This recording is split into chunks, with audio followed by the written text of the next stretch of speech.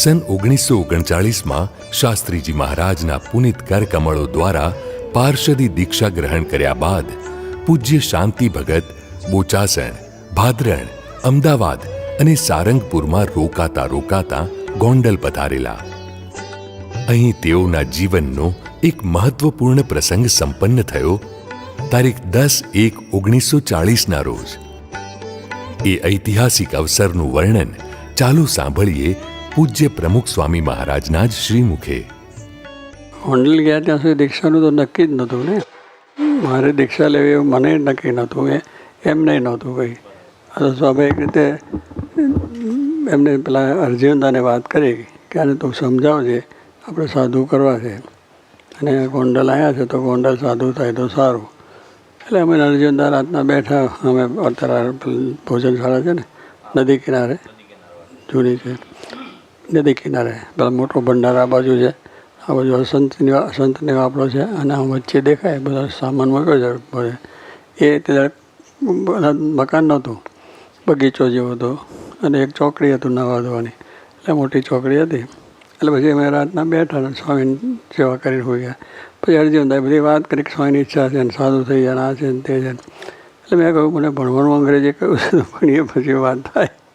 એટલે પેલું ઠીકડી મનમાં એ હતું એટલે એ વાત પાછી એની જોડે કર્યા કે ભણ્યા. અને અર્જુનદાસ પાછો શોખ કરાયો કે સ્વામી કે ભણ્યા એ ભણ્યાનું, આપણે બીજું શું ભણવાનું છે એ કે એમ કરવાનું એ છે. એટલે 2-3 કલાક 1.5 કલાક બેઠા. પછી મેં કહ્યું ચાલો તારે સ્વામી કહેતા હોય તો થઈએ, વાંધો નથી. એટલે પછી રાત્રે 12:30-1 વાગ્યો છે, 12:30 કે એવું હતું. એટલે ત્યાં જઈને સ્વામીને બહાર ઉગાડ્યું, એમનો રૂમ હોતા હતા એમાં. એટલે સ્વામી જાગ્યા જ્યારે કોણ છે ત્યારે કરજનને કહું ને છે કેમ તો કે આ શાંતિ આ પાડી છે સાધુ થવાની. એટલે સ્વામી બેઠા થઈ ગયા. પછી આપણે કે મને પૂછ્યું સાધુ થવું જ વાહ. પછી થાબો માર્યો, આશીર્વાદ આપ્યા ને બહુ સારું થયું. પછી હરિજનદાને કહે જોગી બાપાને કહેજે ખબર મહાપૂજા છે વહેલી ના કરે, હું નહીં ના આવું ત્યારે મહાપૂજા કરે. તો સ્વામીને ઉઠવાનું જરા મોડું હતું ને એટલે જોગીમાં તો 4 વાગે ઉઠે એટલે 5-6 વાગે તો એમની મહાપૂજા થઈ જાય. એટલે સ્વામી કહ્યું એટલે પછી રાખી દીધી. અને પછી સવારે પછી દીક્ષા આપી. દીક્ષા આપ્યા પછી નામમાં એવું થયું કે સ્વામીને વિચાર થયો કે આપણે નામ નારાયણ સ્વરૂપદાસ પાડવું. શાસ્ત્રી હતા વડતાલમાં કે ગમે તે હોય કે શાસ્ત્રી નારાયણ સ્વરૂપદાસ એવું નામ રાખવું. અર્જુનદા કે છે ગોંડલના અરે જુનાગઢના સ્વામી નાનદાસ સ્વામી બહુ મોટા સદગુરુ થયા એટલે નાનદાસ નામ રાખવું આપણે. પછી જોગીમાને પૂછ્યું, જોગીમાને કે તમારે શું કે સ્વામી કહે બરાબર છે.